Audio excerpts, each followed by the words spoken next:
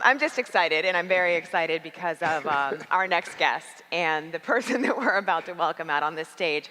You all know him as a Super Bowl winning coach, Tom Coughlin, but what you might not expect is the connection that sports and cancer has played in his life.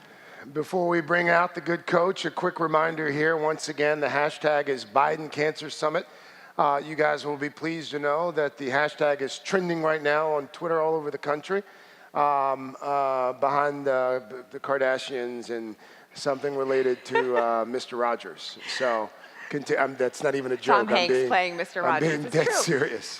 Quick story before we bring Coach Coughlin out here, and I'm sure a lot of you know, if you pay attention to the NFL, that Coach Coughlin has a strong reputation as being such a stickler for time, right? In fact, they call it like the Coughlin rule. If you're not 5 minutes early, then you're late. You're late. Right? So we were lucky enough to be able to have a conference call with him before, and I called my husband to say, hey, just so you know, a reminder, if you're not 5 minutes early, then you're going to be late. Which is ironic if you know anything about my wife's commitment to punctuality. That's not very nice. Anyway, we want to make note that he actually was 5 minutes early to the conference call. So he stands by his reputation. No, but this is a very special opportunity because of the work that he has done with the J Fund that they created in 1996.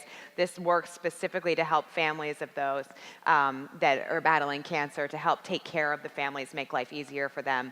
And this was because of a player that he coached who passed away in 1992. So we're looking forward to hearing that story and how this all came to be. Ladies and gentlemen, please join us in welcoming to the stage Coach Tom Coughlin. Do you think I should sit here?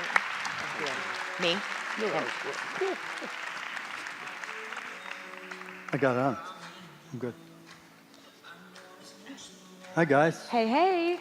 Lindsay, I saw the fumble. We need Yes, to thank talk. I need better coaching. We need to discuss high and tight with you Thank you. when you're coming out. Okay, perfect. By the way, we're obligated. We forgot in terms of contractual obligations, when you introduce Tom Coughlin, you're supposed to mention that he's a two-time Super Bowl champion. Thank you. Should have been 3. Against the Patriots, nonetheless. Against the Patriots, yep. How did this all begin for you? And I was excited because when I was first starting out in news in Jacksonville, you were actually the first head coach I was able to interview, and it was because of the J Fund, because I was covering news at the time. What sparked that for you? And when I was the head coach at Boston College in 1991, I had a young, strong safety by the name of Jay McGillis. And Jay was the All-American boy, loved by teammates, et cetera, et cetera. I used to have the 6 o'clock run for people that screwed up and missed class or whatever. I could never catch this kid because he went to class, he did all the things he was supposed to do. After our 10th game, we returned from Syracuse, and the trainers came to me and said, Jay can't play this week. And I said, why not? He said, well, he has swollen glands, he has a temperature, he doesn't feel well, he doesn't have any energy. And I said, well, can't we get a doctor and get him in here and have him looked at and get him ready for Saturday's game? Well, the test came back, and it wasn't the mumps, it wasn't something of that nature, it was leukemia. And the shock, the devastation of that news for our team was very, very difficult for our young players to deal with because they had never been through anything like this. Well, to fast forward, Jay obviously went through different types of treatments. He even had a bone marrow transplant, but the disease was devastating. It was ravishing. And on July 3rd, 1992, Jay passed away. And throughout the course of the illness, we were very close to the McGillis family. And we had an opportunity to see, first and foremost, how cancer to a child affects the entire family. Well, one of his sisters came home from working here in Washington, D.C. as an intern at a law firm, moved into his hospital room. She did not want him to be alone. Mom and Dad dropped everything they're doing, which parents do, and run to the bedside of the sick child. Unfortunately, bills mount, and you forget about that. And in the spring of the year, a linebacker of mine by the name of Mike Panos came to me and said, Coach, we got to do something to help the McGillis family. So I said, okay, let's talk about it. So we came up with an idea where the players would go into the community and get pledges for their spring max lifts, bench, squat, power clean, et cetera, et cetera. Yeah. And we raised $50,000. Wow. And at halftime of the spring game, we presented to the McGillis family a check for $50,000. And at that point in time, it started to click in my mind that if I ever had a chance to give back, this is my wife Judy and I both, if I ever had a chance to give back, I would give back in the spirit and the name of Jay McGillis, and we would target childhood cancer and help families who are tackling childhood cancer, because there's more than science, there's more than medicine, there's more than protocols.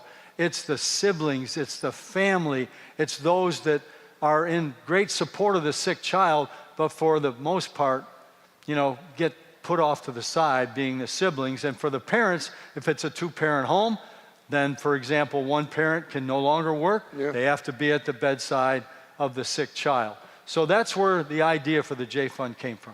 And that was back in '96. What has the J Fund become? What is it today? Well, today we've grown. We have a branch of the J Fund in New York, New Jersey. As a matter of fact, I'm headed up to New York tonight for our fundraiser, Champions for Children. It'll be our 14th annual. In Jacksonville, Florida is our base. This is where it all started. And we've grown and we've developed and we've been able to help families. At this point in time, we've helped over 5,000 families with over $10 million in aid for those families.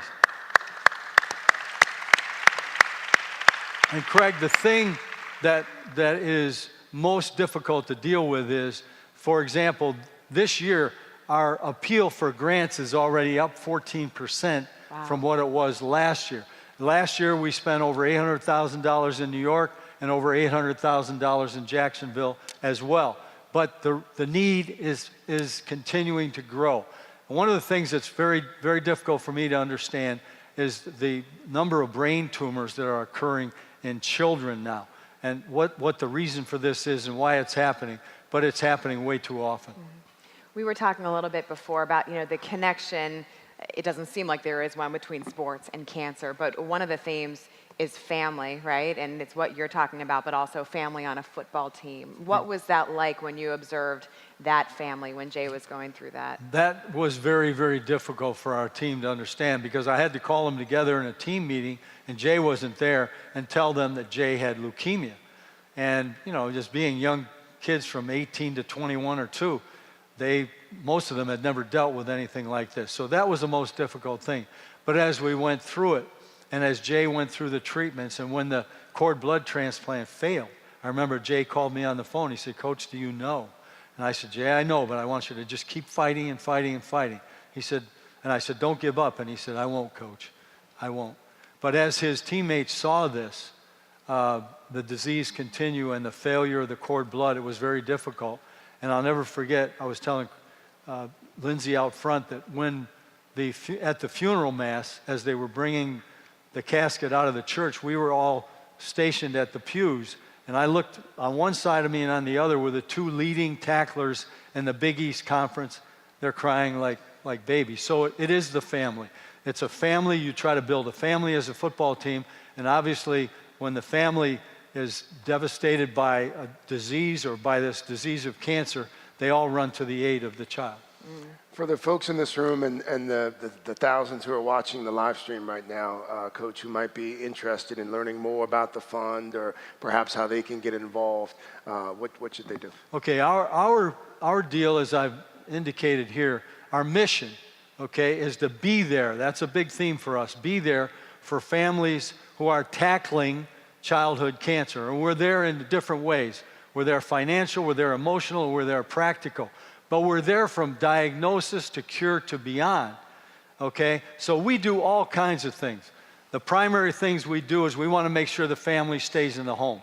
So we pay for mortgages, we pay for rent payments, we pay for groceries, we pay for gas payments. When we bring a child from a distance to the hospital, we pay for their food, we pay for their gas. We do all of these kinds of things. We pay for funeral payments.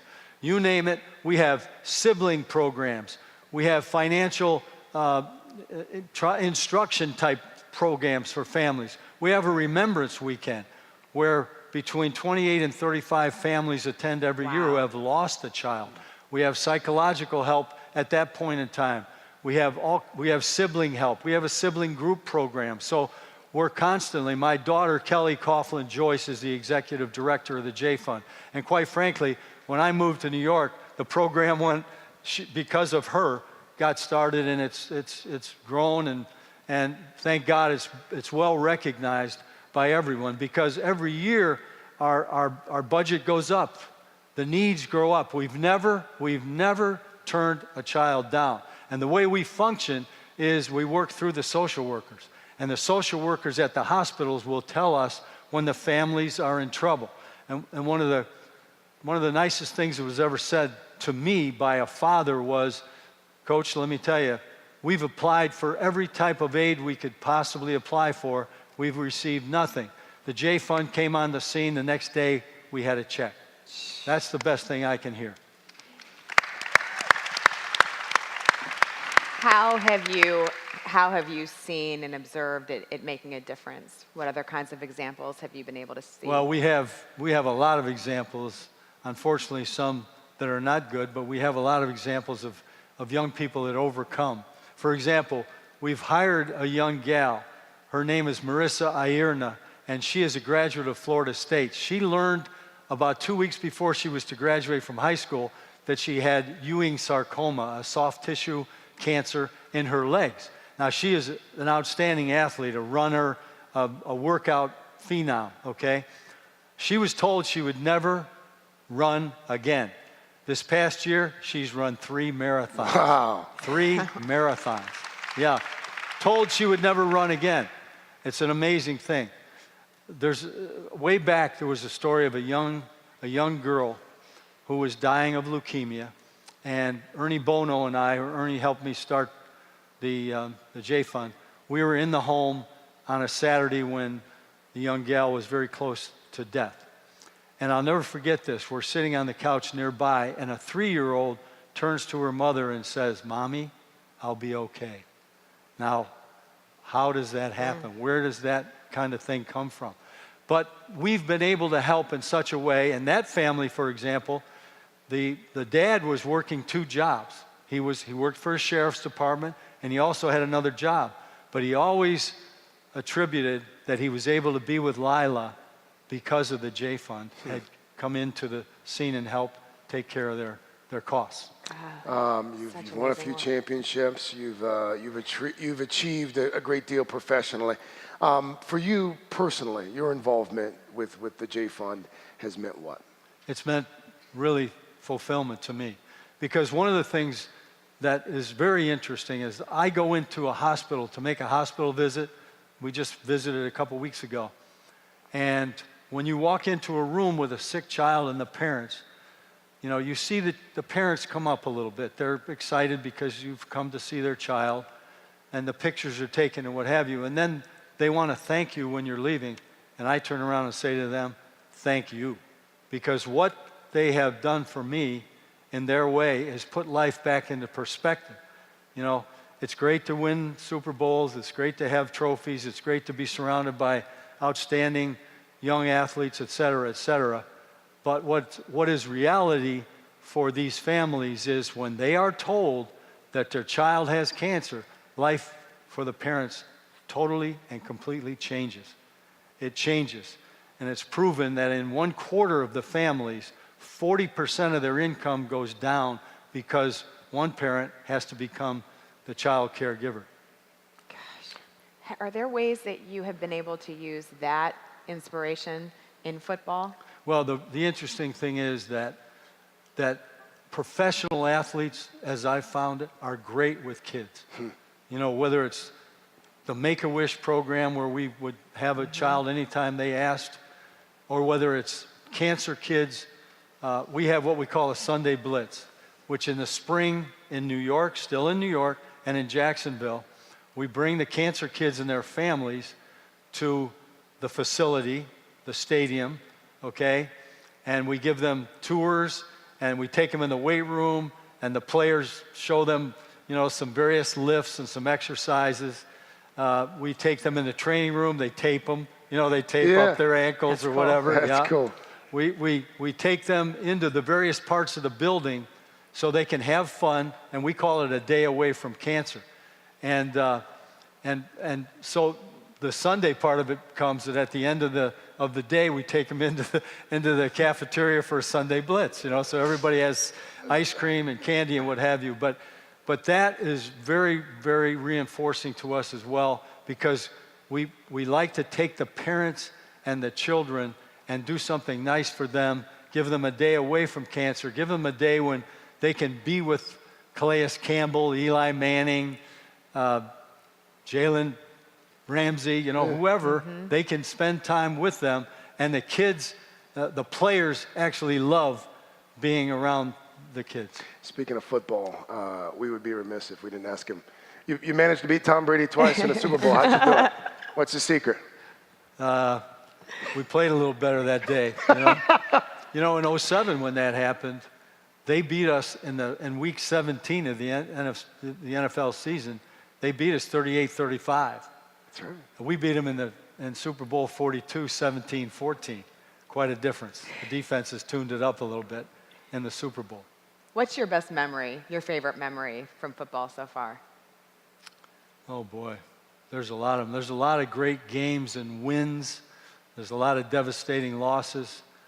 As an assistant with the Giants, I was fortunate enough to be with Super Bowl 25 when we beat Buffalo, and then raising the Super Bowl trophy in Super Bowl 42 and 46 was a wonderful thing. But the thing that I tell the players is that it's not just you, okay, as a player winning football's most prestigious game, but it's your family, it's your parents, it's your mom, it's your dad, it's your wife, it's your kids. They're world champions too. And that is a wonderful thing to listen to. And it's almost as if, Lindsay, the question you asked me about the football families and families, because it does represent all of those great things. Where'd the punctuality come from? That was just, that was me. You know, when I was young, I was a Lombardi guy like everybody else was, and he was a punctuality nut. So when I went to Jacksonville, and then when I went to New York, the clocks are all 5 minutes early, because I want to see people that are passionate about coming to work. I'm going to I want to see that it's not just a job. I'm going to start that at the house. I'm going to turn the clocks back 5 minutes. Maybe that's the secret. Lindsay, so that you know, my wife goes the opposite way on me. Yeah, It's a wife thing, she refuses to be on time just because of me. Ladies and gentlemen, Coach Tom Coughlin. Thank you.